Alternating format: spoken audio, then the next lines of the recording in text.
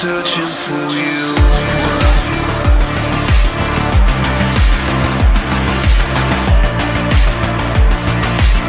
I'm still searching for you.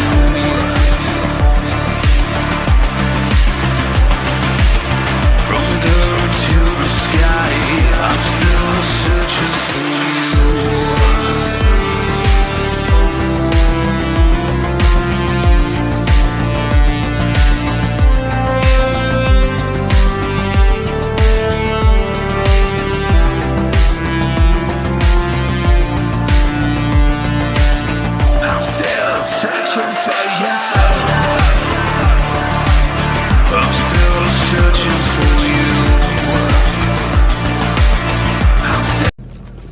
Wake the fuck up, samurai.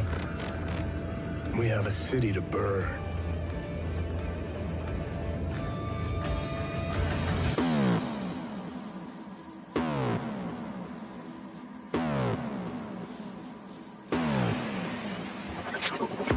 You disgust me. Who gives a shit? Go on. I made it the fuck up. I'm dead. I'm dead. I'm dead. I'm dead. I'm dead. It's glorious. And I run.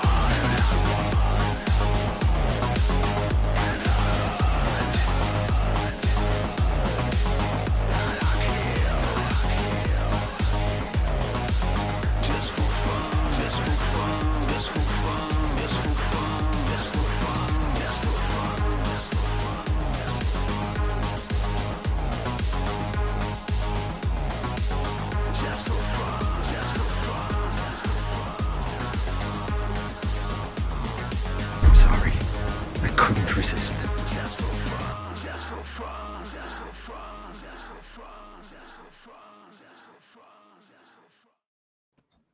Hello, everybody out there in YouTube land. It's your T-shirt historian, and welcome to Tuesday with Geeks. Hello. And hello, Ironcaster. How we doing? Oh my gosh, we've got so much cool stuff to talk about today. I can barely contain myself. Yeah. What? I did get one cool thing in the mail, and I haven't Cool. really had a chance to show it off too much. And Show I me. I'm teasing you before the show. Yeah. So You were I was teasing doing me a little before the bit show. eBay- Yep. So I was doing a little bit eBay shopping, and I got a little book. Oh, I used to have that. Yeah, like I don't know why. I just like on a whim, I'm like, I want to slowly collect all the hardcover AD&D books that I can find. That is a good one. That is a really good one to have if you're going to get one. Of course, I was much younger than you when I got all my AD&D books, and as a result, I I kind of colored in a lot of the illustrations with color markers and stuff. For all the $30 I paid for this it's actually a remarkable shape. Yeah, it looks like it's in really good shape, and for that price, it was a steal. Yeah, I remember it well. Beautiful illustrations. That one was a favorite of mine. But we are not here to talk about Dragonlance tonight because, oh my gosh, there is so much game news. Yeah, there's a ton of new games. There's a ton of new everything. I did get a little bit of package in the mail myself. Might as well show it off. And it comes from our friends at Shout Factory. Express. I'm not either. I have never seen it before. I know almost nothing about it. The story caught my interest. It's Shout Factory. I'm a little worried because it does say G Kids. So I'm like, I really hope that doesn't mean that this is child-centered, but I don't believe so. Not from the blurb on the back, but the blurb on the back reads, Society's elite abandon Earth in 2200. So, a little ways from us right now. To make Mars the center of civilization, I guess Elon is probably long gone by then. They are served... I'm surprised how much of that 80s anime, how much stuff like 80s anime has been fairly prophetic about the modern day. Oh my God, no kidding.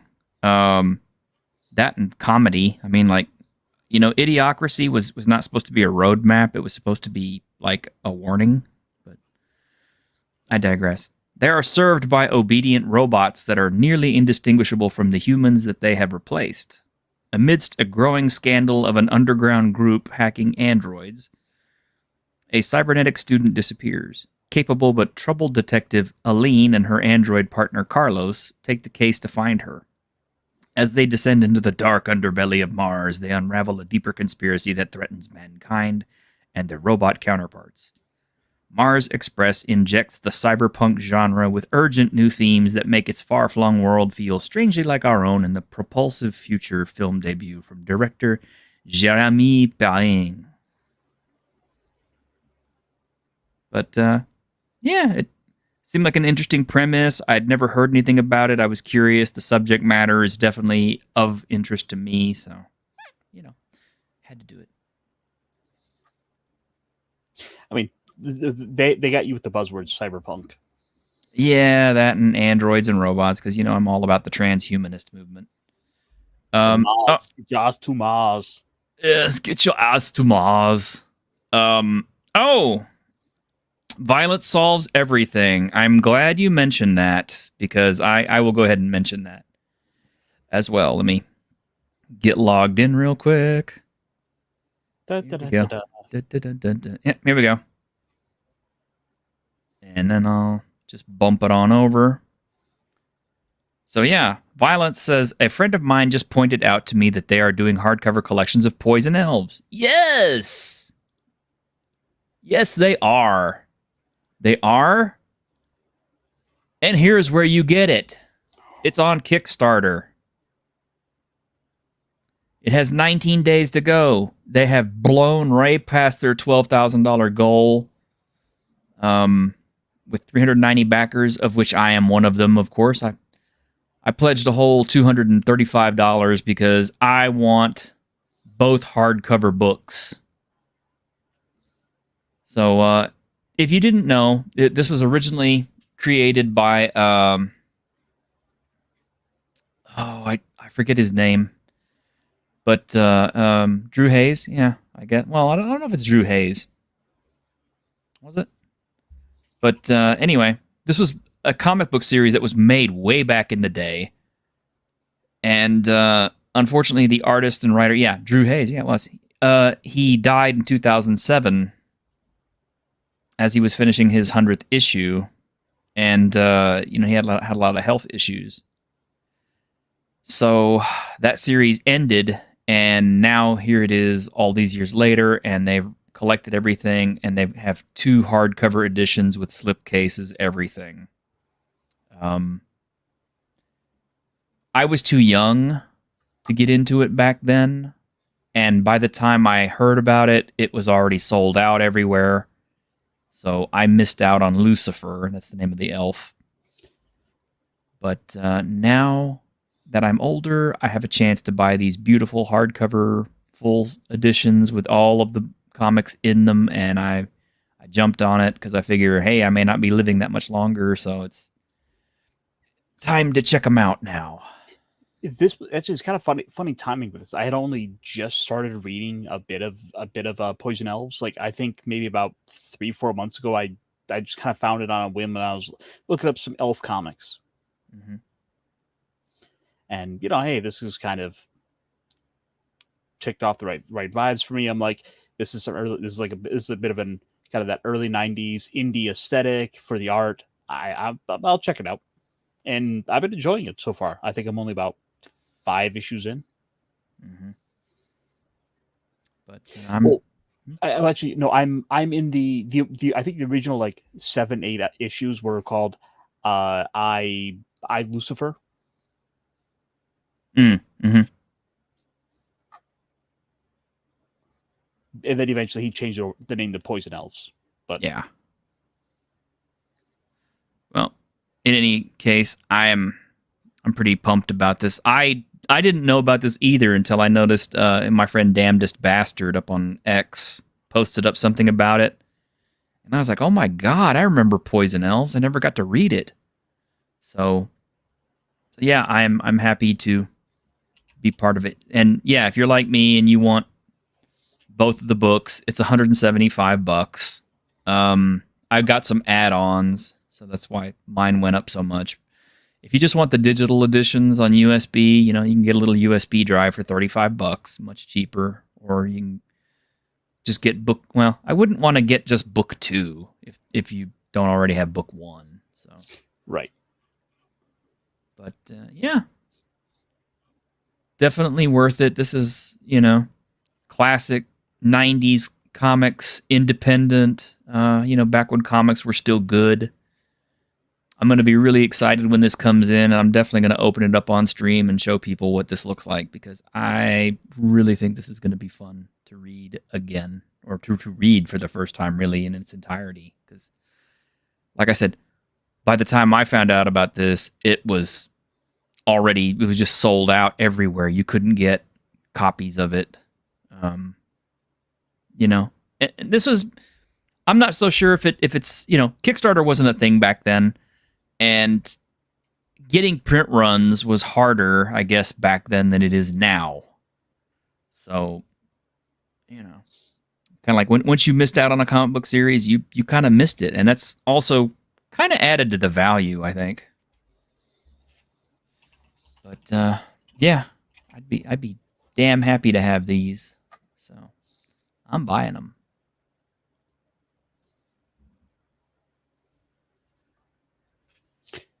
But yeah, it's always great to find some, a little bit of good news out here in all this world of the insanity out there, which is, why I kind of been shutting off from a lot of it, because there's nothing good out there. I'm like, I'm gonna go read about gully dwarves instead. Got an interesting question in the chat. Said, bro, Siri question. Is it weird for a dude to have a foot fetish? Because I got a friend who's into that. I mean, I guess not. I mean, I kind of like them too. I mean, you like what you like. What can I say? Who knows? I don't kink shame anybody, as long as it doesn't hurt anybody. Live and let live is what I say. As long as they're consenting adults, that's all I ask. Yeah, honestly, I mean, it's like that's the main thing. So, not too weird to me, I guess. I mean, why should boobies have all the fun?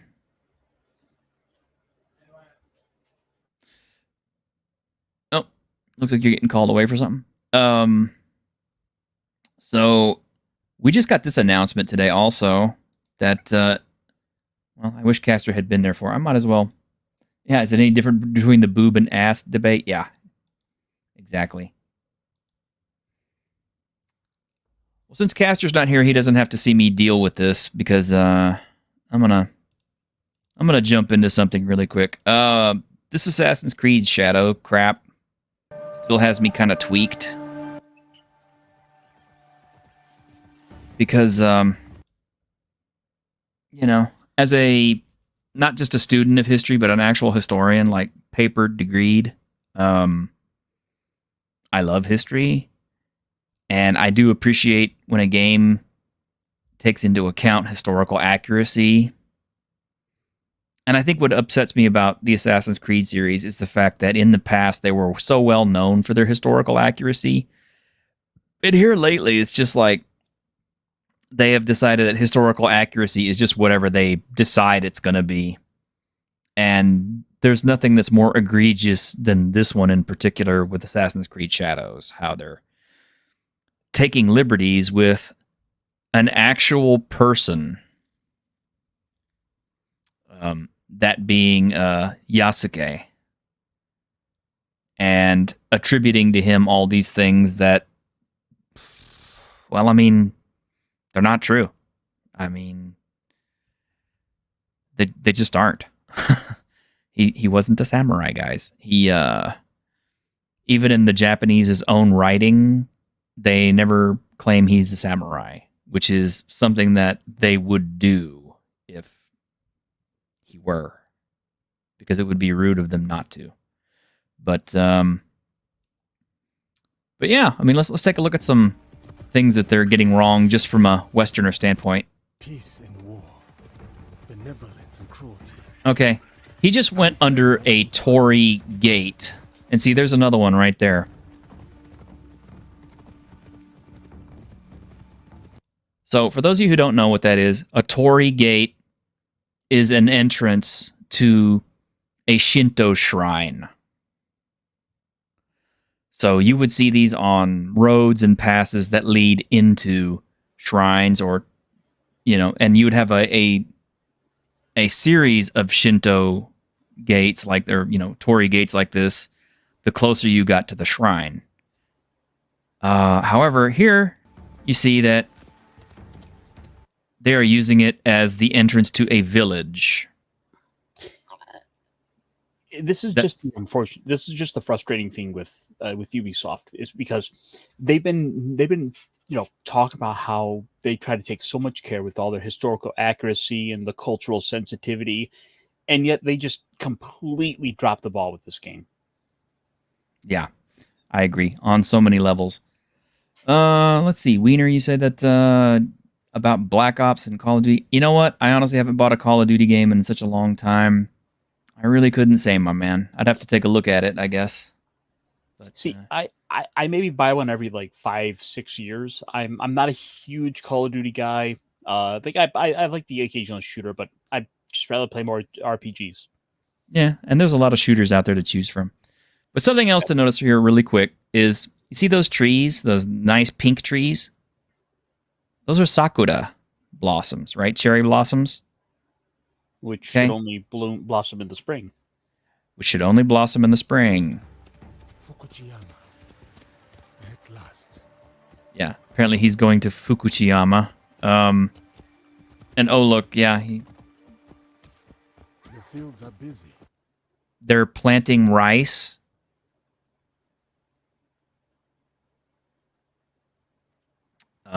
Why? The big harvest requires many hands.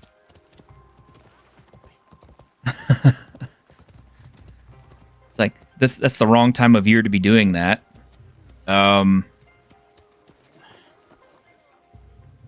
Let's see. Yeah. Most of these people right here, okay, if a fully armored samurai were to be riding into your town and then get up off a horse without retainers and all that other stuff like that, they'd probably assume he was a bandit or that he'd stolen that armor or something like that. In any case, they would be running for the hills. Kind of in the same way, like if a dude walked into your local shopping mall and he was fully kitted out in body armor with ballistic plates and wearing tactical gear and weaponry, you'd run. Yeah, correct me if I'm wrong, but wouldn't a samurai only be fully decked out like this if he were, going to war? Yeah, exactly. If he was headed to the battlefield, he'd be dressed like this. And if it was a samurai fully decked out like this, headed for a battlefield, he'd have a group of retainers with him because he's a samurai, which is a class, a high class. You know? Hey, You know, Justin! Yeah, and everybody's bowing to him instead of running. This is almost as bad as the time I was told by a Barnes and Noble employee that they didn't have any books on samurai because Japan is a very isolated nation. Yeah, right. Crafty Matt, I got something for you. What? I still never get over that. Yeah, that's just a dumb answer, isn't it?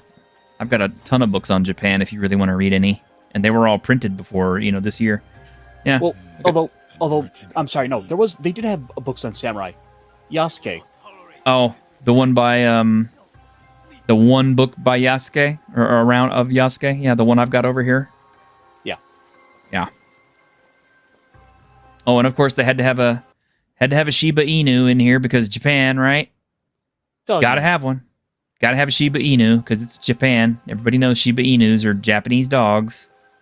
No, he's gonna train it to fight to dog fight. You are a friendly beast, are you not?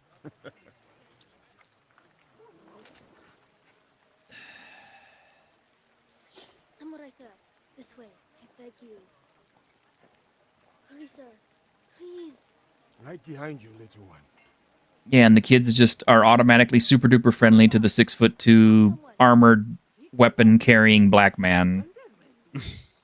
Yes, I mean, let's invite this tall black man into our homes. Yeah, let's invite this strange armored, fully armed person into our homes and not run. I am a stranger, yes, but you have nothing to fear from me. You don't have a television for me to steal. Yeah. Oh, I don't know about that so much, but okay. You see those on the ground? It's a beautiful detail, but those are persimmons. Persimmons, you wouldn't harvest them this time of year if the sakura are blooming.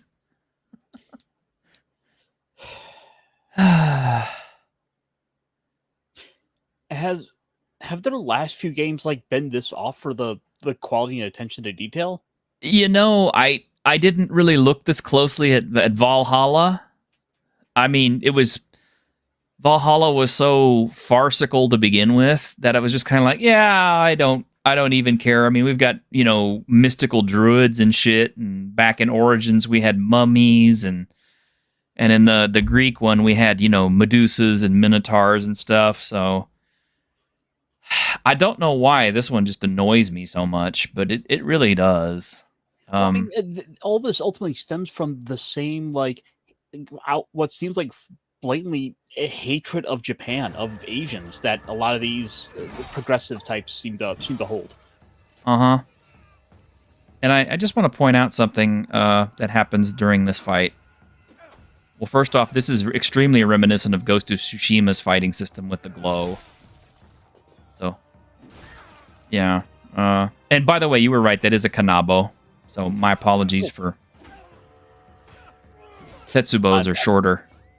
I mean, to be fair, I'm kind of some of these I'm kind of googling on the fly. Okay.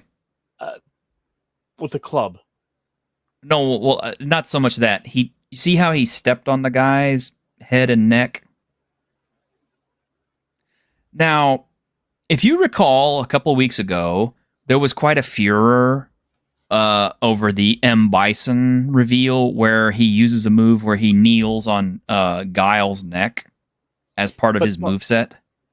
But it's okay. You gotta remember, Asians are considered white, so this is just a black man getting revenge on white people. Oh, okay. Yeah, I mean, once you look at this entire game through that lens, it makes perfect sense. Okay. Oh, I'm sorry. I was totally misconstruing the whole situation. Okay. Mm-hmm. Yeah, and him uttering Batman-esque quotes and stuff like that. I mean, Jesus. Oh, that game's gonna be a shit show. Oh, yeah, you're right. Yeah, this is a foot, not a knee. Okay, my bad. Yeah, they're white adjacent. Just one spiceless meal away from being a white guy. They shouldn't eat that white rice. I mean, it is kind of true. The Japanese are really not that crazy about anything that's too hot and spicy. But and yet, I did remember going to a curry restaurant where they did have curry that was insanely hot as an option. So what would wasabi be considered then? I don't know. I really don't. I mean, I don't guess it's really spicy in the spicy sense, but I do have something. I know it's supposed to be intense. It is intense, but it's a horseradish, so it's a different kind of a burn. But I do have something for you, and I just saw this just as we were starting up the show. It's a elf girl, right? No. Oh. Square Enix. We are delighted to announce we're once again working with the founding father of Final Fantasy, Hironobu Sakaguchi. Together with his studio, Mistwalker Corporation, we're launching Fantasian Neo Dimension this winter. And look, Mags is the first one on there. It's all coming back together. So, is that great news? That's great news. Well, I mean, you look at the track record with what Square Enix has been going through. They have been just doing baffling deal after baffling deal, and all the exclusives just are not working out for them. So they got to go. They got to do some, some smart moves here, and this is one of the smart moves, I'd say. Yeah. Also, like, I saw that name and I thought Fabula Ultima. It does look like Fabula Ultima. It does. But did you happen to get the trailer for this? For what? Fantasian. No, I don't. I didn't. Did you? I have it up right now. I can. Do you? Yeah, bring it up. Let's see it. Let's take a look. Because now I'm curious. Oh, wow. Embark on a multi-dimensional journey. From Final Fantasy series creator Hironobu Sakaguchi and composer Nobuo Uematsu. Oh, Nobuo's coming back! E.g. Fantasian. The world is slowly being robbed of its civilization. To restore his memories, Leo must confront an evil entity threatening all mankind.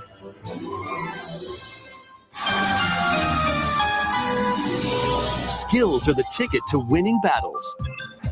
Adjust a skill's trajectory to target multiple enemies at once. You can also send enemies you've encountered to a separate dimension and fight them later. Huh. The more enemies there are, the more you can wipe out in one shot.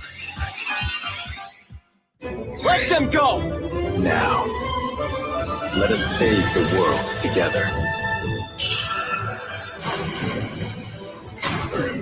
Fantasian Neo Dimension launches on Nintendo Switch this holiday. Dang.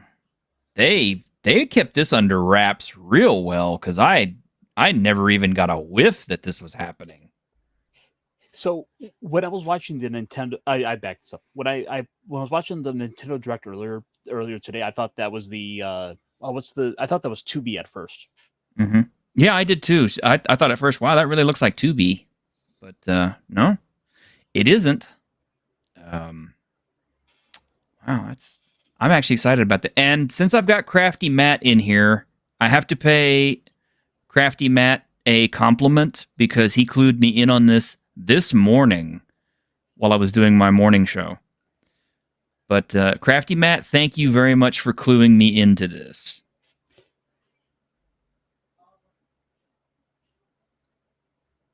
Don't be scared. Don't be scared, Ironcaster.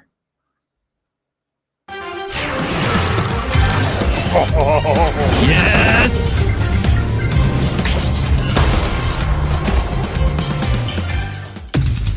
Yes! Yes!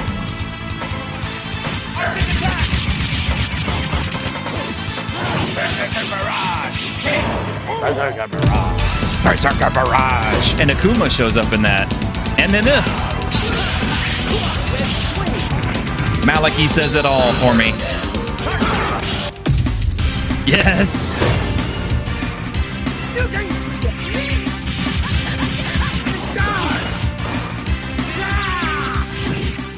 They produced the man.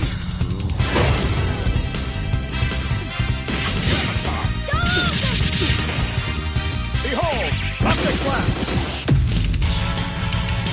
All right, now we're getting the good stuff. Yeah.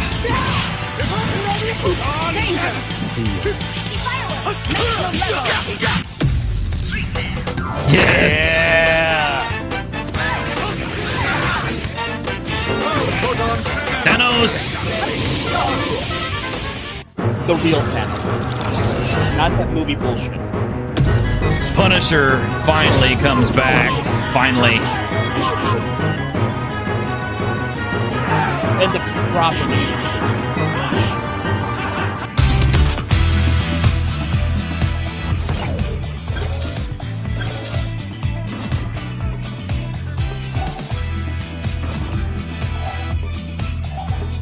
Very cool. Dude, I am super pumped about this.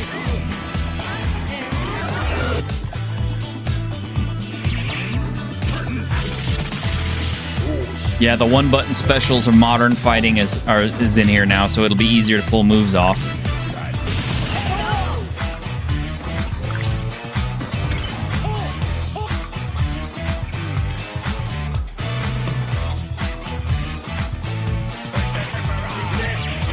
There's been a huge demand.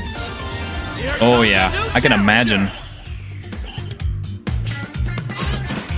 Now, if only they would do this to Namco and bring back all the shooting games that I love, like Phalios and Dragon Spirit.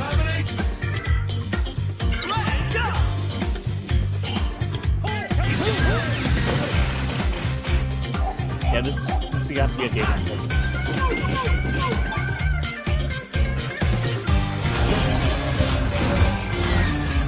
Marvel vs. Capcom Fighting Collection Arcade Classics. Well, I'm super duper stoked. Thank you again, Crafty Matt, for telling me about that this morning. Did you happen to see Maximilian Dude's reaction? Oh, dude, you got to see this because it was like the best reaction I think I've seen out from the guy in forever. Better than ours? Oh, absolutely. Well, you know that dude, the Maximilian Dude is all about the fighting scene. So this guy just tried everything he could to like try to will this game into existence for years, and he had basically all but given up on it. So when he's doing the live stream, it's like as soon as I had heard about that this morning from Crafty Matt, I'm like, oh, what's Max gonna be? What's his reaction gonna be? And it does not fail to deliver. Yeah, we'll start here. Was there farming? I don't believe you. Please. I don't believe you. I don't believe you. I don't believe there was tool and ground farming. Take you for a ride. What the? 7 arcade games featuring Marvel and Capcom characters are fighting on the Nintendo Switch. Oh, it gets better. One collection. What? Flash in X-Men versus Street Fighter. What the? Duke it out in Marvel versus Capcom. Take down the Kingpin in the beat-em-up side-scroller The Punisher, and more.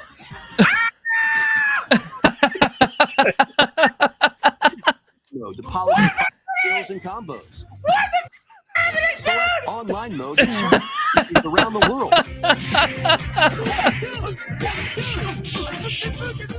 Or play co-op in The Punisher. He looks like he's about to cry.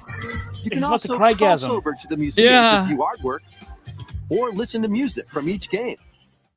Oh my god, I hate that. Marvel I hate that vs. song. Capcom Oh, Fighting it's so Collection good. Arcade Classics launches on Nintendo Switch this year. Fucking how? How? Yeah, he looks like he's about. He looks like he doesn't know whether or not to cry or come. I don't know, but jeez. Oh.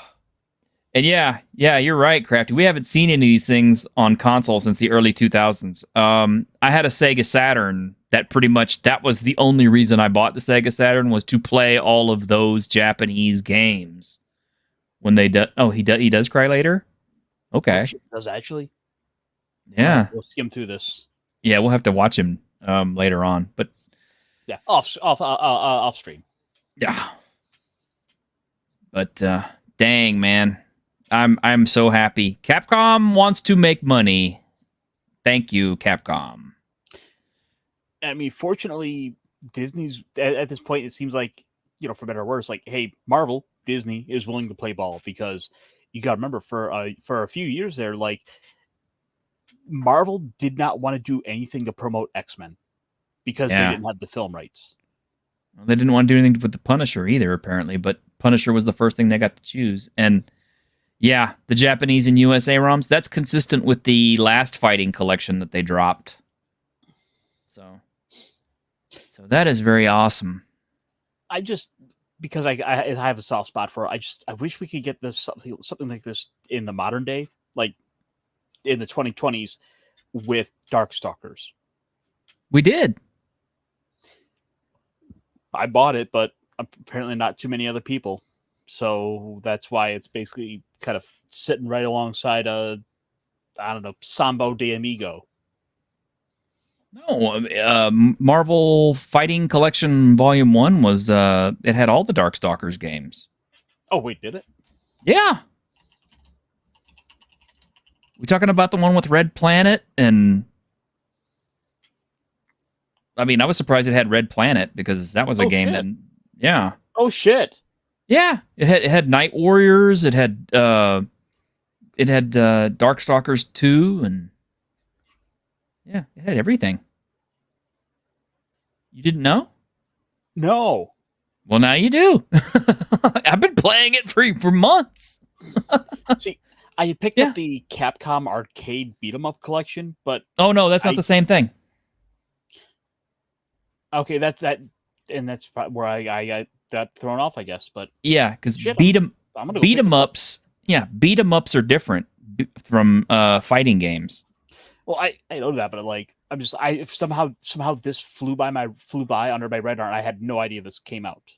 Yeah, and you need to get the fighting game collections, because those are the ones that have like Darkstalkers and Red Planet and all that stuff. Definitely worth it. But get the Beat 'em Up collection too, because it's got some sweet games on it. But also get Dungeons and Dragons, the Mystara collection, because it's got Dungeons and Dragons, and then it also has Tower of Doom. The Beat 'em Up collection has Knights of the Round. It had what was it? King of Dragons. It had Captain Commando, and it had like a few others. I think it had Final Fight in it too. But yeah, man, no, you got to get those. I mean, most Capcom stuff that's retro is worth picking up. Namco, for some reason, seems to have dropped the ball, because it's like Namco brought out an arcade collection, and I got super excited when I found out it was Dragon Spirit in there. I bought it, and then I found out, no, it's Dragon Spirit New Legend, which is the NES title. And I'm kind of like, you had a chance to give me the arcade perfect version of Dragon Spirit, and you gave me the NES port. Fuck you, Namco. Anyway. Oh yeah, they have to do one for SNK versus Capcom. I would like to see SVC Chaos very, very much. That is the only SNK versus Capcom game I have not played. What about Tatsunoko versus Capcom? Okay, I haven't played that either. Yeah. That would be a hard one to find. Actually, you know what else I'd like? Damn, what the hell was the name of the game? It had a character named Bill Stein in it.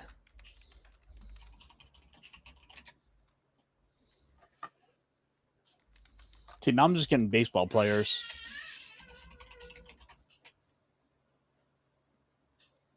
Yeah, the Japanese name was Plasma Sword. Oh, Star Gladiator. That's what it was. I'd like to get Star Gladiator back again.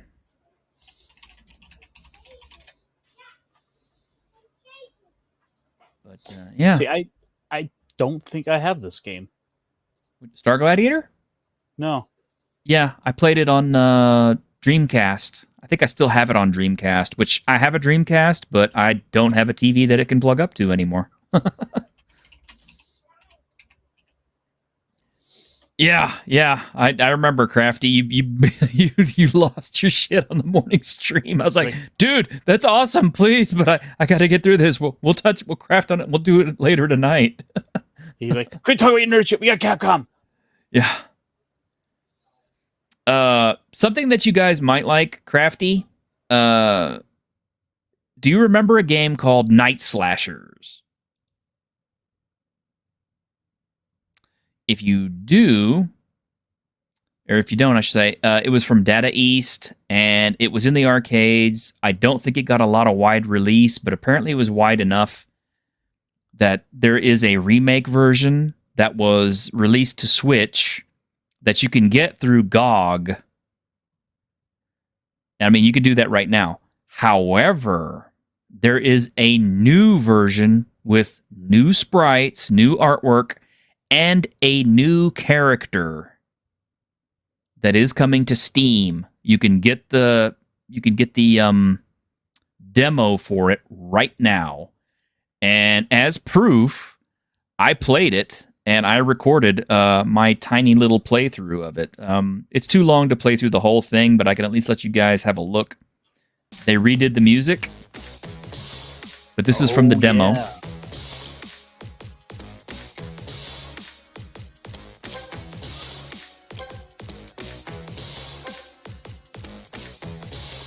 Okay, and right here, you see it's got two characters on the character select screen, but it also has spots for two more, right? Now, the third character in the game was was like a wrestler type guy with cyborg arms, and I think his name was Axel. But this fourth character slot, I don't know who that is. That is a brand new character that is going to be released for this game that I know nothing about.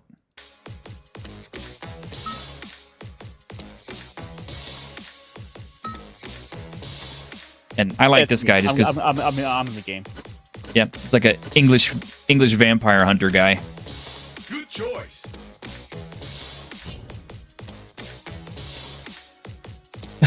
I love that tip.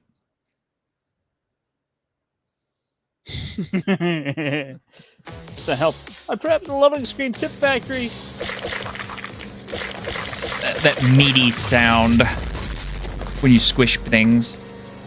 Moist. Very moist. I pressed the wrong button. I didn't mean to do that. No, you totally meant to like show off cool moves. No, I- Great.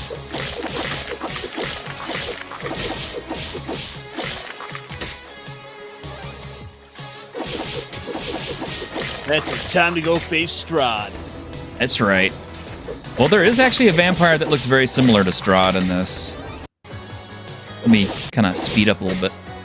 Yeah, like, see, here's the mad scientist you meet at the first level. It's like your mini boss.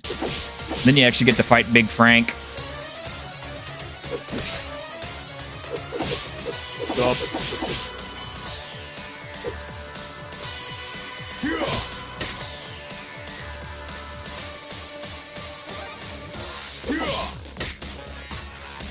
Like most bosses, he's cheap. Oh, let me back it up a little bit. Yeah, obviously I won.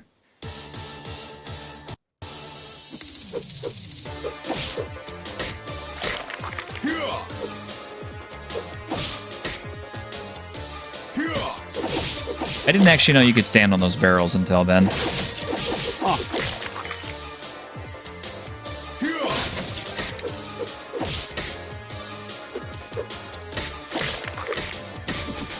Boy, I sure love the two butt zombies. Yeah, I know. It's very wet. Yeah, they don't have any teeth or anything. They just like I'm in no risk at all of being bitten if I let them get my arms. They don't look like the bitey type zombies anyway. Yeah, see, there's our Strahd alike. Oh, I hate him. I automatically hate him. Yeah, he was kind of a jerk in the game too. But yeah, if you want to play it, guys, the demo, that's all I'm playing is, the demo is out on Steam. Go get it, download it, play it, enjoy it. The actual game I think is dropping like in a couple of months. But yeah, definitely, beat 'em ups are coming back, fighting games are coming back. I mean, I love it. Shooters are coming back. I actually finished Devil Blade the other day and had a great time with it, and then found out, hey, you need to play this about 52 more times to unlock all the cool stuff. So, gotta do that sometime. There was one game I had demoed on Steam that was like a little snap kit, like model kit mecha, building game. Mm-hmm. Very simple, very laid back, and it was kind of almost like you're gonna put these pieces together and you can paint them whatever color you want. It was very simple, relaxed. I wouldn't really say it's worth the picking up, but the demo was pretty fun. Oh yeah. I just wish I could find my gameplay.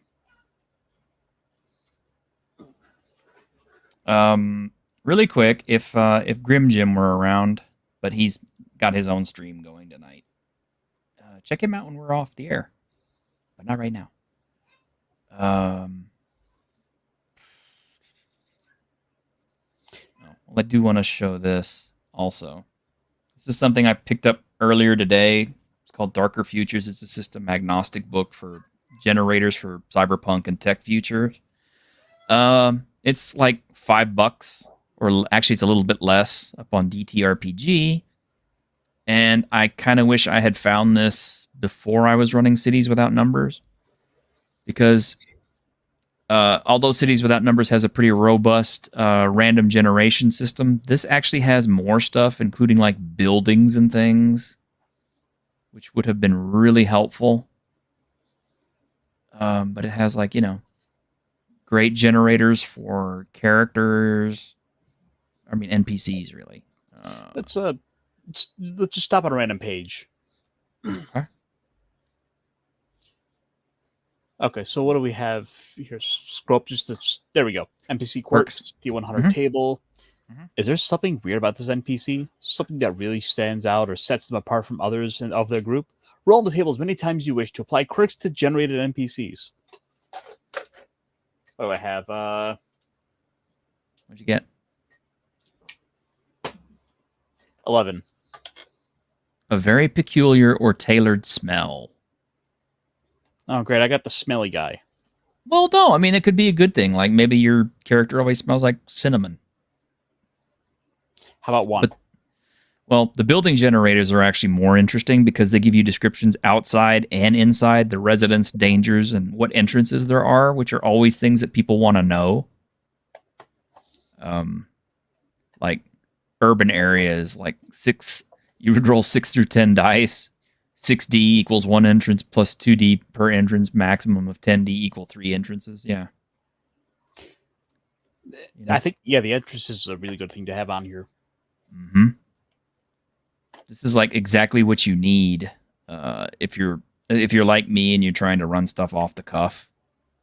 It has industrial zones, suburban neighborhoods, rural and nowhere places, abandoned areas and war zones.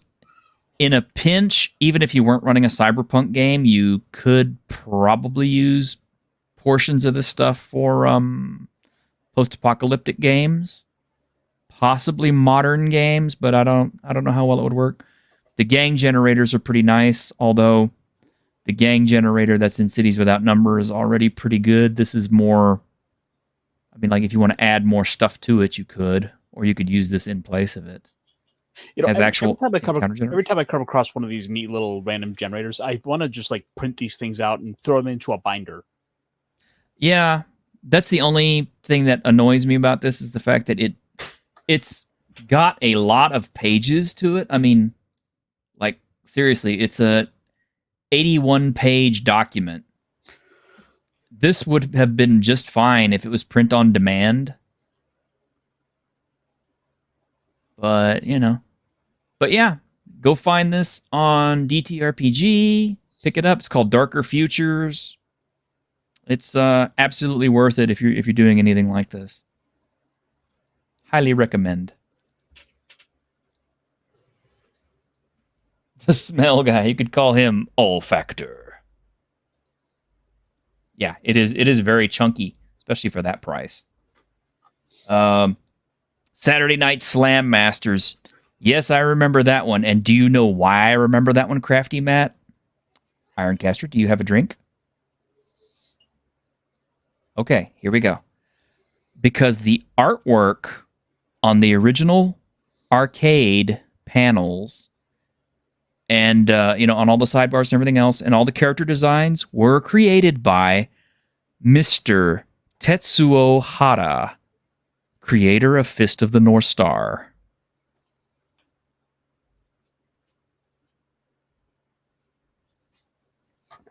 And there it is. There it is. Everything is Fist of the North Star. Everything you love is Fist of the North Star, or inspired by Fist of the North Star. 3 degrees of Fist of the North Star. That should be my new thing now,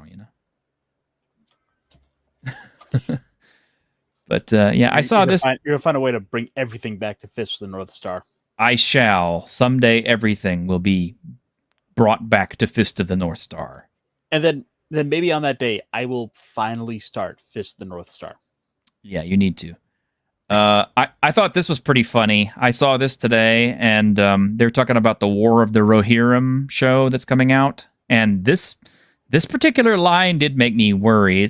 Helm's daughter had little else to do with the story in Tolkien's version of events. Oh, no. Yeah. His version is the way things are supposed to be. This is not, you're not co-authors here, so don't get ahead of yourselves. Yeah, see, Helm's daughter had little else to do with the story in Tolkien's version of events, but War of the Rohirrim is making a change. The screening revealed that the newly dubbed Hedda. Now, this is a name that is not Tolkien whatsoever.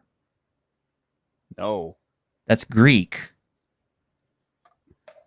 Would take on a warrior role. A Rohirrim warrior woman. Something that was unheard of even by the Third Age because, Éowyn had to disguise herself as a man in order to go into battle.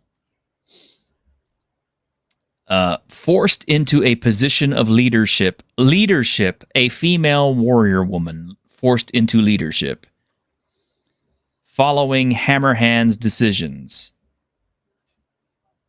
So this is going to be directly tied to Helm Hammerhand. The character will call on an all-female tribe of fighters for help. Wait. Where are you getting an all-female tribe of fighters in Tolkien? Yeah, I know. Transforming this Lord of the Rings tale into the sort of feminist story the franchise needs. No, we already got that. It's called The Rings of Power. Yeah. I'm afraid it doesn't look good, my fellow geeks. I thought so too, Malachi. Apparently I was wrong. I don't even know. The acid reflux from this. I know, it's making my head spin. All I can say is I can't wait to spring this on Grim on Saturday. Sure he'll love it. The odds of this actually being good are getting narrower and narrower. I'd pretty much say at this point they're see-through. It's a very slim, very slim margin, but it's possible. But the red flags are up here for a reason. If it was anything but a Tolkien franchise, if it was an original fantasy work, wouldn't have a problem with it. And that's what gets me, it's all these these stories, these ideas aren't bad in and of themselves. It's just that when they're applied to existing franchises with its own lore, that's when we have problems.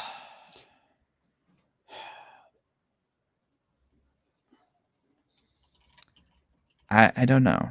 I don't know. Shall we continue on with some good things? I guess to kind of cleanse our palate. Depends. I have a little something D&D related. If you want to see that. I will, but first I want to show you this. Okay. Yep. Okay. We got something bad. Let's balance it with some good. Something good. Yeah. Let's show you something good. Okay. So this is the sneak preview of a new G.I. Joe classified figure. The Nemesis Enforcer.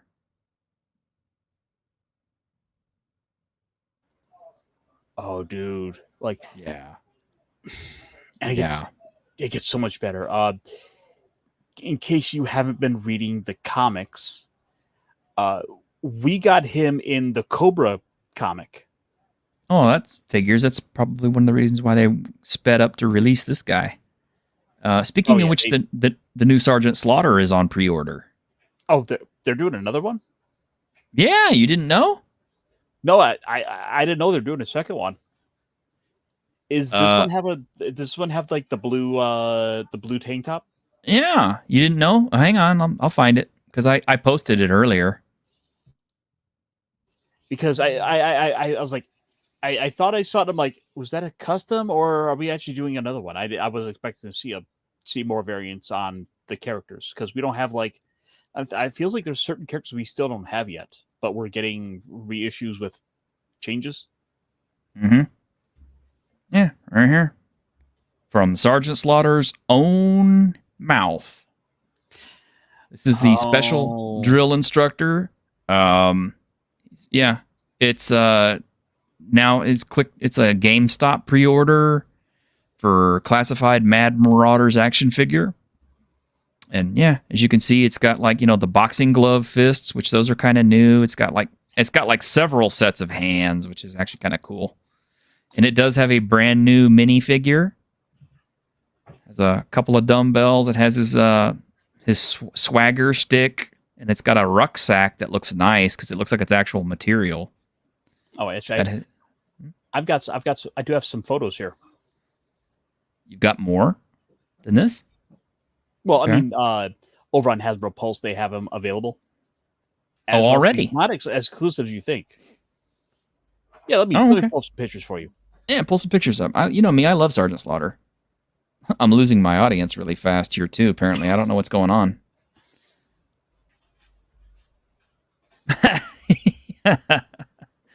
I love that.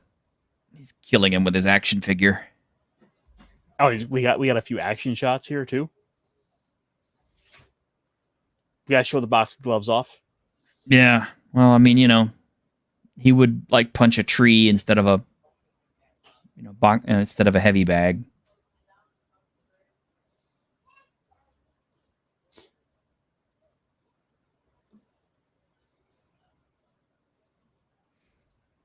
Yeah, I had like 12 viewers at the start of this stream. Now I'm down to like 4. So I guess either the diehards had something else to do, or I have 1 or 2 more. Yeah, that's the other Mad Marauders. Right, there we go. Let's zoom in. Yeah. I'm not really interested in the other ones, though. I just want the Sarge. I just want to collect Sarge figures, and that's it. He's doing knuckle push-ups, no less. I'm surprised they didn't have him doing like a 2-finger push-up. He's not Bruce Lee or Kenshito. Yeah, you're right. It's a handicap. Yeah. Like he doesn't want to hurt the earth if he puts all that effort into 1 finger. Well, he did lock the Cobra clutch on Chuck Norris recently. Did he now? Yes. There's photos on his Twitter account. And because we got a little bit of packaging. Yep. Well, that's one I'll have to get. I'm pretty much Yeah, I'm pretty much not going to do the whole GI Joe thing if I don't have to. But there are certain figures I think I'll just want, and that's one of them. I mean, I've got the other two, so, and one of them isn't even official. Oh Action Force. no! What? Oh no! So I was looking on Hasbro Pulse here, and well, you know how they do the crowdfunding campaigns? Yeah. We got a new Star Wars campaign up that's not funded. Oh. Eh. This has been up for like, I'm assuming what 10 days, Uh-huh. and they can't get the cantina funded.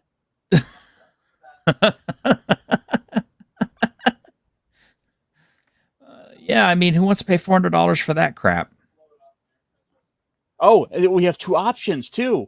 Yeah, you can get the deluxe one for like $100 more. And do we? What all comes with this? Because okay, let's see. Is there just more stuff at the bar? It looks like it's just more crap in the bar. Oh, that's less exciting. Like not even Han Solo action. Sorry, I'm just discovering this. Like what's all going on here? It doesn't even look good. Movie accurate designs. I'm sure it is. I mean, what the hell? They got to steal from. We got 8 tables, a big rectangular one, the stools, 15 short stools, 5-seat chairs. Okay, yeah, but 100 cups. Oh well, damn! I gotta get that. Oh shit! They actually there are actually 100 cups there. Uh-huh. Wait, can I? Oh, it's stickers. Oh, that you can actually put graffiti and shit in there. So you can put up Sabine graffiti. Okay. I'm just gonna say it. Scroll back, please. This dude? Scroll back. No. Up. Up more. Okay. Up more. More. There you up. Yeah, there you go. Whoop. Go to the top part. Go to the top part. Come on. Okay. I'm sorry, but even if I had money to burn, I'm not going to pay $500 or $400 for a playset of a bar with nothing in it. I mean, well, I'm granted there's stuff in it, but I mean, like, there's no characters. Are those IG-88 heads? Yes, they are.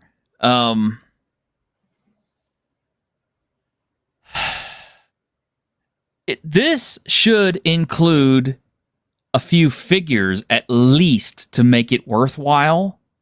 That might have gotten them over the edge, but the fact that they're being stingy and only did the cantina itself is BS in the biggest possible way.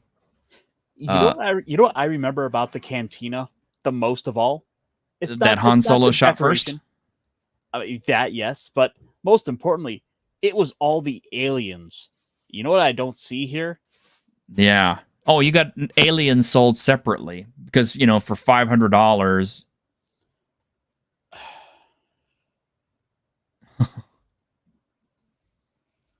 $500 doesn't get you the aliens. You have to buy those separately and put those in there yourself, which because you know got to make more money.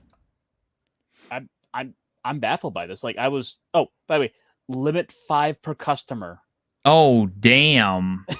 I mean, you know, I couldn't possibly stop at just 5. You know, I would need like at least 10 of these things because I'm insane and I won the lottery yesterday. Not. I mean. So they're teasing the Tonica sisters. I do not remember these characters. I remember them. They were, like blink and you'll miss it cameos in the bar. The Tonica sisters and the barman. Now, see, if these had come with the bar, but they don't. No, these do as part of the package. Oh, these do as part of the package. Yep. So you get the bartender and the Tanaka sisters. Oh, well, then it's almost kind of worth it then. Oh, but you want to know what's actually in the modular one? Deluxe? 20 more cups. 20 more cups. It's 20 more cups. I want 20 more cups. Give me some more cups. I'm so excited about more cups. $100 you can fill out the cantina. Oh, gee. I tier 1.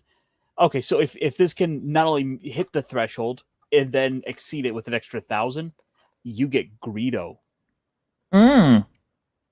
And a cup. Ooh. We gotta have a cup. Gotta have cup. And for 14,000, you get this other alien that you saw briefly in the show. Nabron leads like. I'm sorry, Yeah. no. I want the devil guy. I want the little rat boy. Yeah, scroll down. Do we get the devil dude? We get Wolfman. Oh, the werewolf man. They can't even get funded for just a regular thing. Oh, no devil guy. Wow.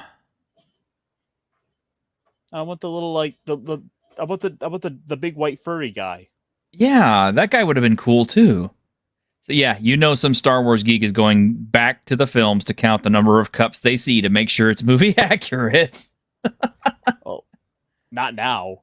Like you go back 10 years, absolutely. Yeah, that's right. Yeah, the Deveronian. That's right. I'm sorry. I didn't mean to derail us, but like this is another failed Star Wars campaign in the making. Yes, it is. I mean, it's not enough. I mean, I'm sorry, but I don't care if you throw 1 million cups in there for $500. It's just not worth it. So yeah, I don't see it happening. Is it possible this is going to fund? Yeah, but I'd say based on how the Acolyte is doing for the attention, like it might be one of those things that's given someone like, you know what, Disney's really not putting out any Star Wars I like. I don't want to give them or the licensees any more money for this. Well, okay, Maliki, the difference, I'm going to be so critical with the new Assassin's Creed. You can go with Star Wars. Okay, well, here's the difference, though.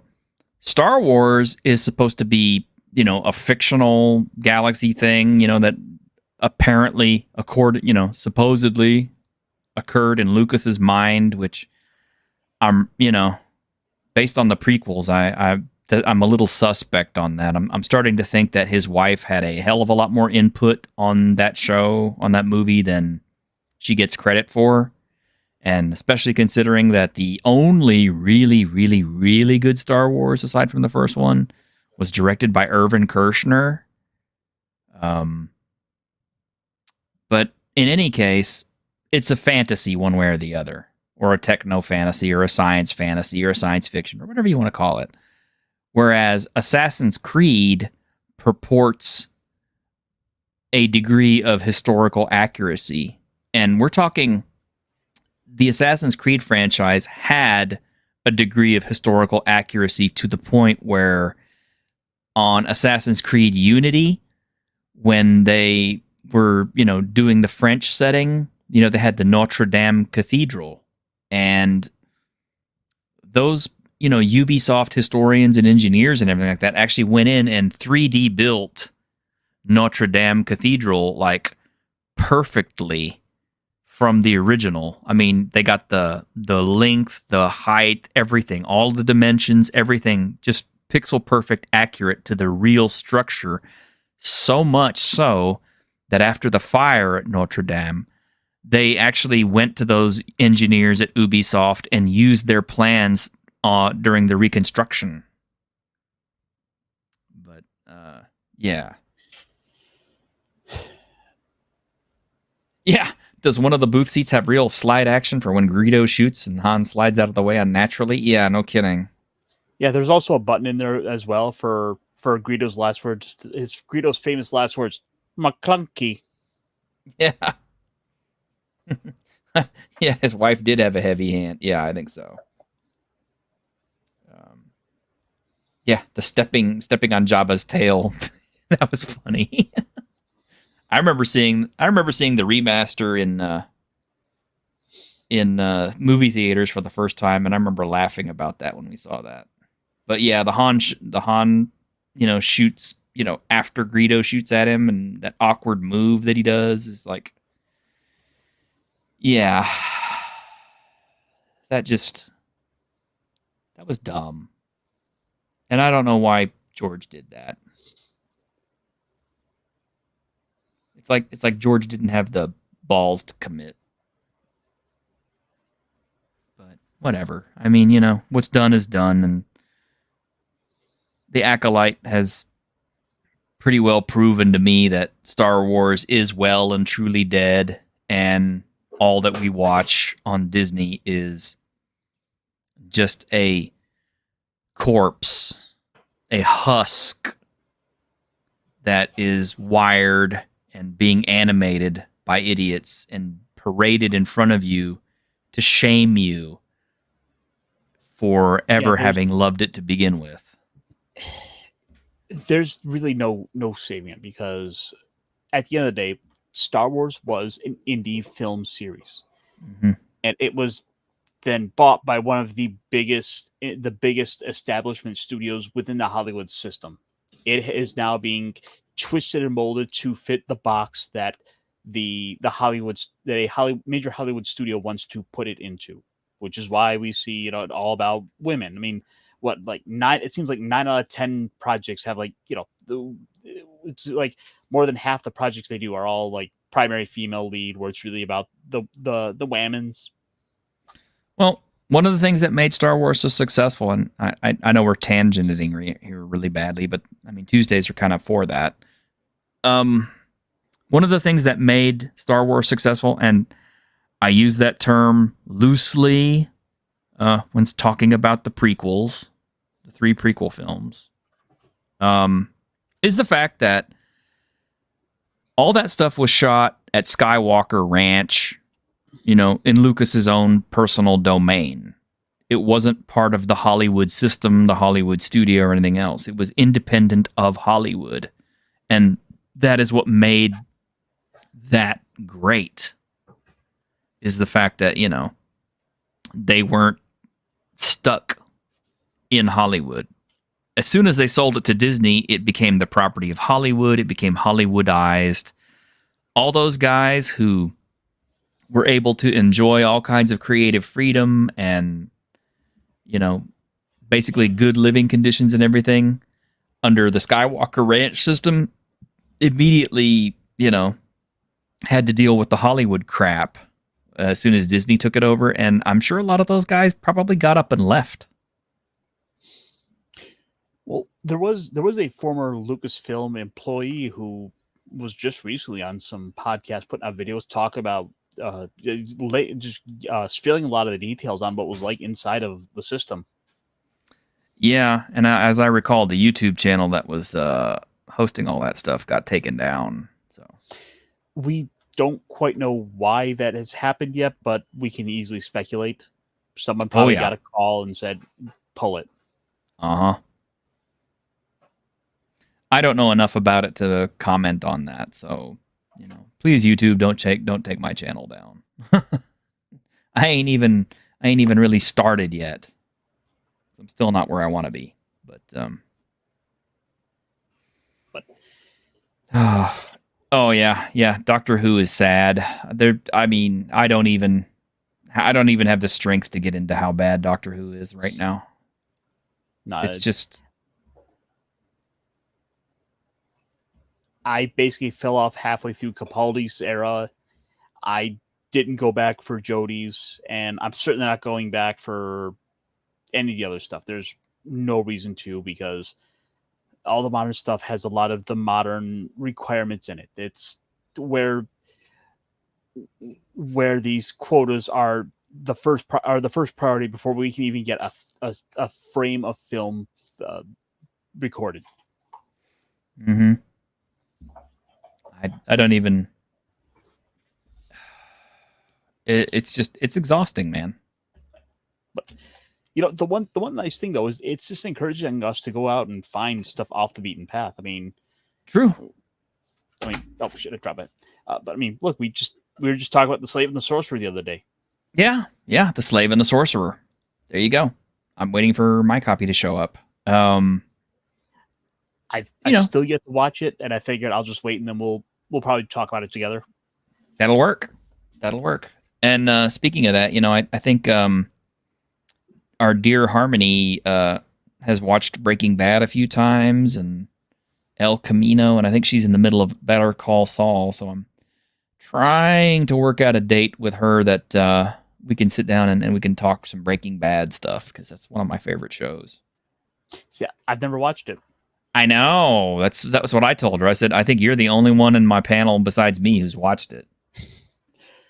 And I mean, to be fair though, there is so much other stuff to check out. Like, I just picked up Xena, and so I can go pair that up with Hercules, and I can kind of do those. Mm-hmm. Well, after that, I could probably go ahead and finally watch Buffy. Yeah. And like I said, I took a step back. I'm watching old Battlestar Galactica. I'm watching $6 Million Man and Bionic Woman. And I very, very nearly punched the button on Space 1999, the complete boxed Blu-ray set. What's that going for?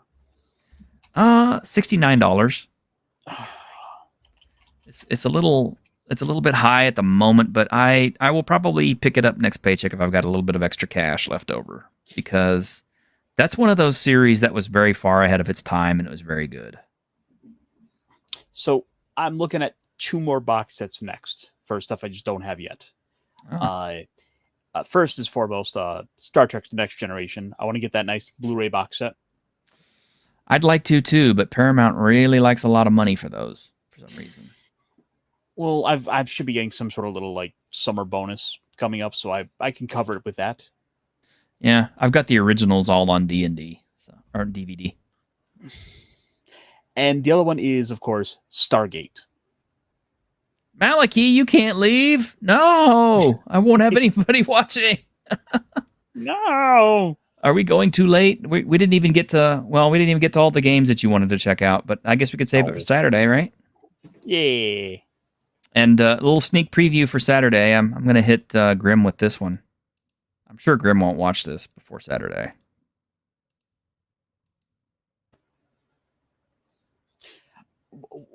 Why? Do you want to smell like calamari and and ball brains? Sacks?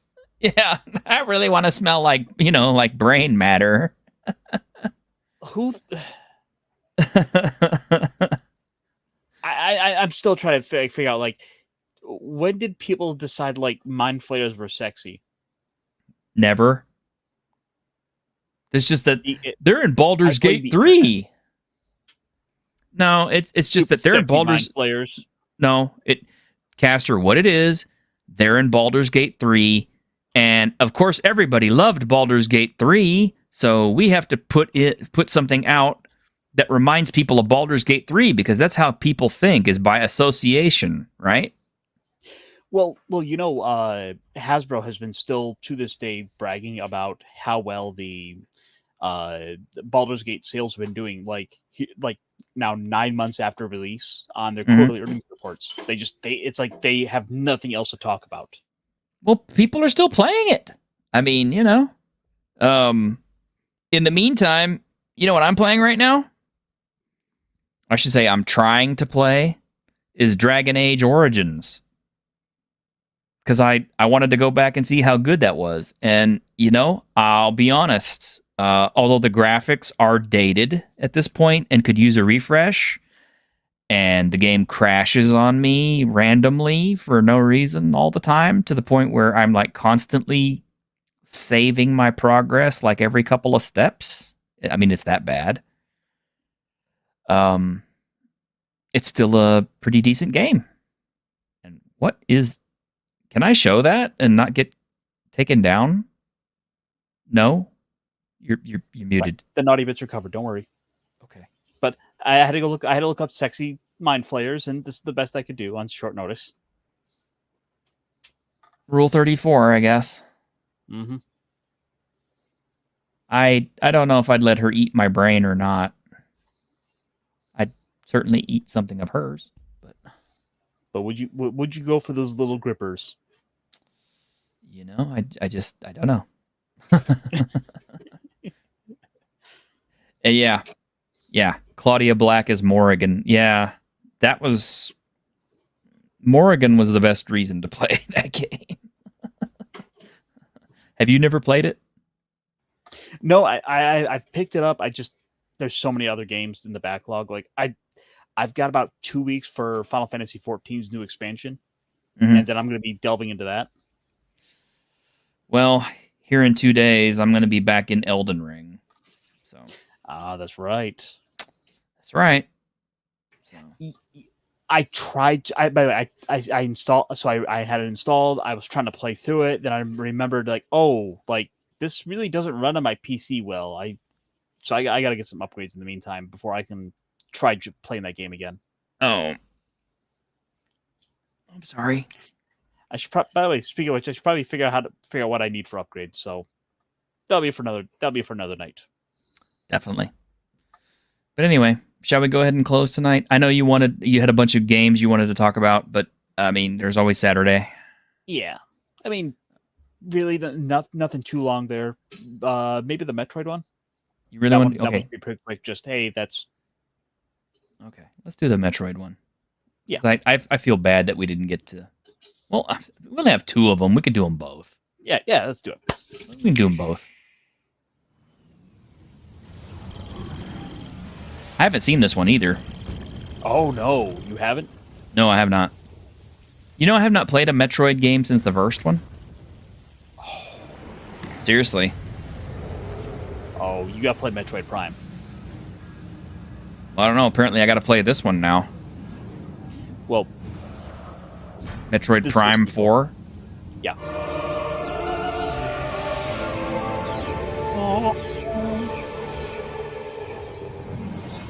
Oh, it's first person now, huh? Yeah, these have been. This series has been really popular.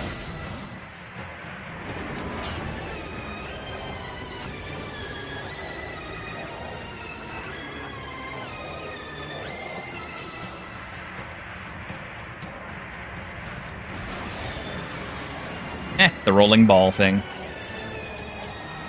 I still don't know how she does that. She's got, like, space bird magic. Space bird magic.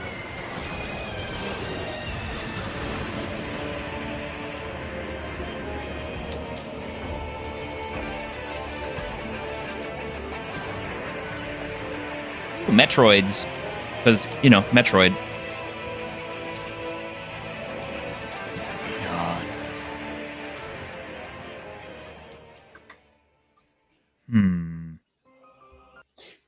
Oh no. I don't know. So the thing is, this game was announced like 7 years ago, and about halfway through that, they realized, oh, this is really not coming along well like we wanted. So they basically scrapped it all and had to start fresh. And it's been, I think that was maybe 2018, 2019 when that happened. So it's basically been kind of, I think since 2021 maybe. So it's basically been radio silent ever since. But we're at this point now, and they've now got the date listed as 2025. Huh. Well, this next one I haven't played since 2.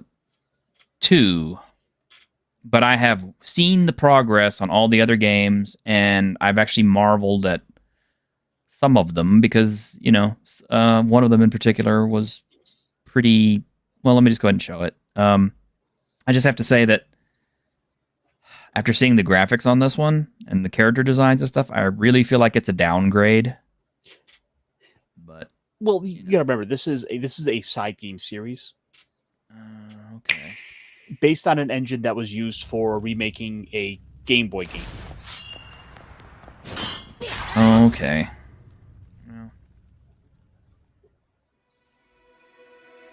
it's just that we had so many cool versions of this that looked so realistic and, you know, 3D and everything, and then we get this, and I kind of feel like this is, name a bigger downgrade territory. Well, again, this is the same engine they used to make to the Link's Awakening remake about 2-3 years ago. Hmm. And well, rather than use it the one time and waste it, let's make a new game. So it's going to be a ton of recycled assets with some new elements brought in. Huh. I mean, all things considered, that's probably one of the best things they could do. Yeah. Well, I mean, I thought Breath of the Wild, when they brought it out, was very innovative. I didn't play it, but I certainly looked at it and got to hear all about it. But yeah, Zelda, Echoes of Wisdom. Everyone. I'm A.G. Aonuma. Oh. Yeah, basically he kind of goes on to explain a bit more of how this is a game where you would be playing as Zelda.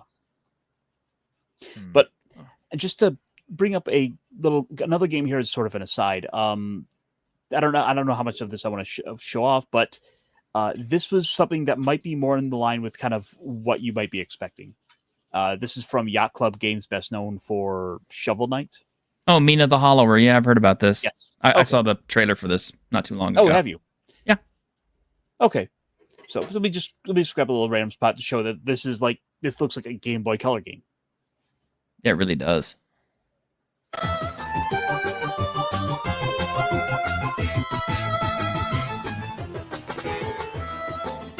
I don't know why people think that this is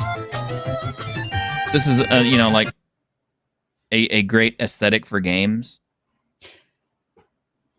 I mean, the thing is, like, as someone who was a kid when those games came out, there is a nostalgia factor to it. I guess, but I mean, here's the thing. If, okay, back whenever, I was young and we first had our NES and our Atari and all that stuff, that was kind of like the best that home computer graphics could get at the time. But even as a kid, I wanted the arcade quality graphics. And then, of course, as graphics got better and better on consoles, 16-bit, 32-bit, 64-bit if you had a Neo Geo, and stuff like that. Those are the games that I really would enjoy more. And of course, eventually we got to like Sony PS1 and PS2 and PS3, and the graphics just got better and better and better and better and better. If I could go back in time, back to the 1980s when I first got into gaming, really, and I had games that had the graphics quality of our modern titles like Cyberpunk or whatever, I would play those and enjoy those. Pixel graphics and all that, they're cute, they're nice, but I hate the mining the nostalgia factor, because it's kind of like, are you really nostalgic for this? Because, we could do better. The thing is, you got to realize with different generations of kids, for some people, like the arcade scene just did not exist. And so those kind of, crappy Game Boy ports were like their gaming when they were like at their youngest. That is the most influential on them. So those have a tendency to be the games they remember most fondly and, look back to as sort of the golden age of gaming. Well, okay. I mean, it's like I just mentioned, playing Dragon Age Origins. Yep. And it's like, at the time when that game came out, it was just, groundbreaking. It looked absolutely incredible. The music, the soundtrack was just unbelievable. And one of the biggest influences on it at the time, I'm gonna say, was Fellowship of the Ring and Lord of the Rings in general, because that had pretty much just come out, and so everything about that game was more or less aping the Lord of the Rings. I mean, down to the epic lore and everything. But if I had a chance to play it with upgraded graphics, I certainly would, especially if it, didn't crash on me every, whenever it feels like. I mean, seriously, it's like, I mean, a game is good no matter, if it's got good graphics or bad graphic. It's just that, we'd like it to look good too, because it helps. There is a little bit of rose-tinted glasses there for sure. Some of those games, like, certainly saying they're with Pool Radiance, you just trying to go back and play those with, after all the innovations, all the quality of life upgrades that have kind of come along with time. There are certain things that feel just like general no-brainers that just aren't there, that make some older games just difficult to play. And Octopath Traveler is a visual masterpiece. Yeah. For the sprite work. Yeah, I mean, yeah, I just, I never know how to feel about that. It's like, don't make games retro for the sake of making it look retro. Make them, bring them into the modern age as much as you possibly can, and just concentrate on a good game. Let the game play out like it was. Because I'm sure if developers back in, like, let's say Donkey Kong, when they were first working on Donkey Kong, I'm sure if they could have had modern day, 3D graphics and all that stuff, they would have used them. So, Crafty says, so there is something about old pixel games. I'm very much enjoying playing Metal Gear 2 again because the gameplay matched the visuals and how the devs took shortcuts to short circuit our brains. Well, yeah, there's that, I guess. It's speaking of which, that is something I have been meaning to show off. Since we're so deep in this anyway, I might as well go ahead and do it now while I have a chance before I forget. This looks badass. What does it take for a remake to become truly legendary? I think you're going to like what you find.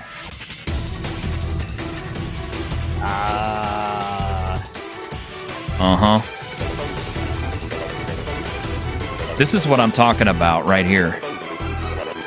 Remaking a beloved classic is like sneaking into a secret weapons facility.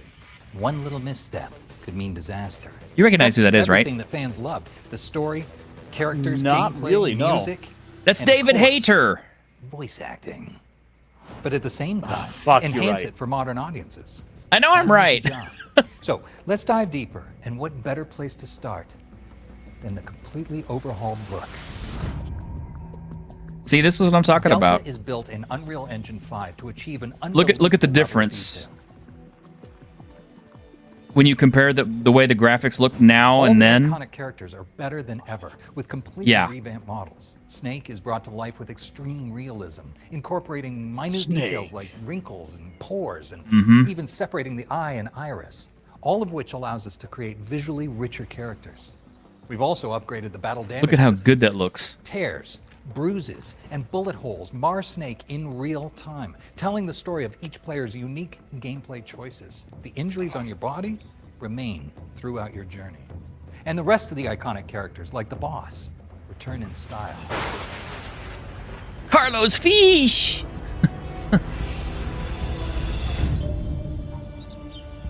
See, if they could have made the original landscape, if they could have made the game look this good back then, they would have. But they were dealing with the limitations of what they had at the time. Has been rebuilt to make the Cold War look beautiful, at least as beautiful as it can be. As you sneak into the jungle, just make sure to pick the right gear for the job and use your highly advanced stealth training. I just seriously hope that my hardware can run this. I'm surprised they don't try to bring over Metal Gear Acid. Yeah. Most people don't even know what that is. Metal Gear Solid 3 took gaming to a new level of cinematic storytelling. Delta breathes new life into every cutscene with dynamic lighting, detailed facial animation, and improved sound design. Yet it remains completely faithful, shot for shot, and with nearly all of the original voice acting. Even for longtime fans, watching these updated scenes is like experiencing them for the first time. Commencing virtuous mission now. So, I know what you probably want to hear the most. I about. am looking forward to getting How the does the game movie play? version of these games. Whether you're old school or playing for The the what? first time, Delta The has movie best version of of these both games, worlds. basically where people take With the legacy style, gameplay plays and they like make a the movie of it original, for YouTube. with similar Oh, overhead camera yeah, you know it'll happen. You know, that is my favorite thing to If you're used to watch, modern like when I get shooters, sick. we offer new style. Here you go. With Crafty control says and MG Acid games will be part of the second collection. Both Ah! options maintain that trademark Metal Gear Solid stealth action. But yeah, This is the game you remember. if you just want a port of Metal Gear 3, it's out there already, but I've heard it hasn't Starting today, changed at you can all. Pre-order MGS Delta at retail partners in the Americas, UK, and But yeah, Canada. this is the new one. For fans looking for something special, there are also these incredible collector's editions available in the Americas. You know, I don't need all that junk. I'm a little surprised they didn't bring Kojima back.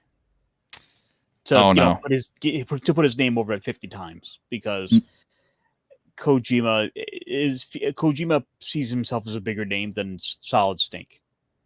He sees himself as a bigger name than Konami at this point. I mean, you know, the fact that he got cameo in Cyberpunk and everything else. But I don't know. But I don't know. Yeah, it's like Crafty says, like, yeah, sometimes small details go missing. Like Dark Souls Remaster missed some of the smaller details because they tried to smooth it over, like some weird digital AI filter. I don't know. I have both versions of Dark Souls, both the original and the remaster. And granted, it's been a while since I played the first one, because pretty much once the remaster came out, I never went back to the original. So I don't guess I missed those graphics. I just remember that even the remaster, some of the graphics seemed a little muddy here and there. So it's kind of hard to say. But definitely when you see the difference between Dark Souls, even the remaster, versus like Dark Souls 3, it's like it's night and day difference in how good they look. So, You know, all things considered, there were actually quite a few good announcements that came out of like the Xbox Direct, the Nintendo Direct, and then there was Sony over there. mm-hmm. I'm so glad I didn't buy a PS5. Yeah, well, I mean, like I said, I've said this before, but Sony has already pretty much declared that the PS5 has run its course, and they're now looking to press on to the next iteration of whatever home console they're wanting to push. Aren't they like just getting to the mid generation upgrade with it? Like I said, that's just what I've heard is that they're pretty much done with this. They're yeah. So and yeah, certainly Stalker 2 did look good. PS5 Pro specs release date rumors. Sony's getting ready to release a more powerful PS5 console, possibly by the end of the year. Carlos Fish says no backwards compatibility means no purchase from me. Yeah, well, I mean that's fair. I never got a 4 or a 5. I would like got a 4, but I bought mine secondhand from someone I work with, and even then, like it mostly just collected dust. I really wanted to get a 4. First, because I wanted to play Ghost of Tsushima, and because I wanted to play Fist of the North Star, Lost Paradise, but Ghost of Tsushima finally came to PC. I don't think Fist of the North Star ever will, though. And my problem is I do not want to pay $400 for a damn machine that's that far out of date, And I don't want to buy some cockroach-infested, secondhand sale. You know what I mean? And if guys out there, if you don't understand what I'm talking about, one of the biggest problems, I worked in a video game store, a gaming store. We sold everything. We sold computer games. We sold video games, consoles. We sold TTRPGs. We sold cards. We sold everything that was gaming. But we also did repairs on consoles. One of the biggest problems we found with a lot of consoles that were brought in, like especially the NES units, we'd open them up and they were roach infested because bugs really like the RF current. I think that's in those things. It was just like there was enough space in the device itself with the heat it generated to just be a cockroach magnet. Oh yeah. Yeah. It's one of the reasons why I have clear panels on my PC now. But yeah, that was one of the things, and I've been scared to buy a secondhand unit of any kind ever since, because I do not want to inherit someone else's roaches or bed bugs. Well, you remember, of course, unfortunately, like the PS2 was great because they had a little tray to store your weed in. I still have a PS2. The story goes. Yeah, I still have a PS2. Same. So that's what I play my PS1 titles on. Yeah. Well, I did, but now I have nothing to hook it up to. So wait, so they don't have the RV connectors anymore? I don't have the proper cables for it anymore because all my TV sets are flat screens, so they have HDMI hookups. Oh, only okay. Ooh. Yeah. Okay, that's a problem. Yeah. So I would need to get adapter cables, and then I'd have to get shelf space to store those things comfortably, and it's a lot of work. So there will come a time. Oh yeah. I've got a few stacks of PS titles. Martian Gothic. I remember it. I never played it. Plus, you have to remember my PS1 and all of my games. My PS1 was Japanese chipped, so it played Japanese games, and it was stolen, along with all of the games I had for it. So that was a sore spot for me.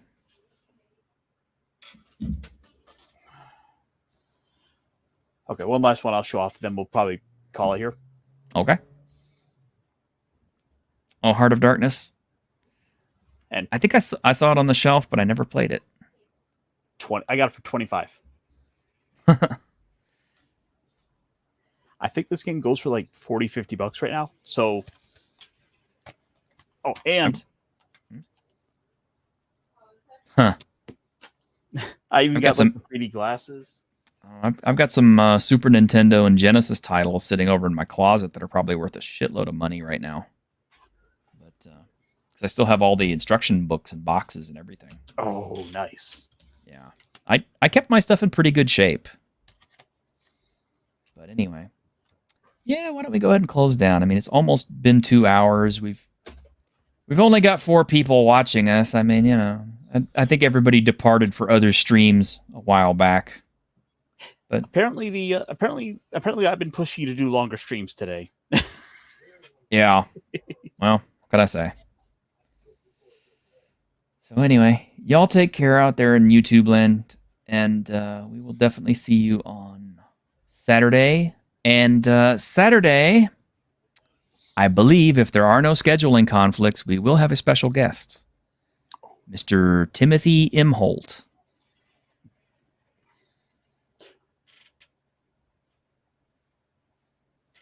Sorry, the name's not ringing a bell.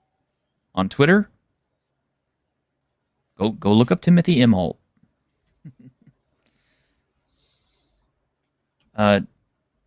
Harmony also had an interview with him a few weeks back, so you can see who he is. But yeah, he said that he's a big fan of the show. He's doing some stuff with Veterans Health. He particularly liked the show that we did where we were talking about, men's issues with women these days.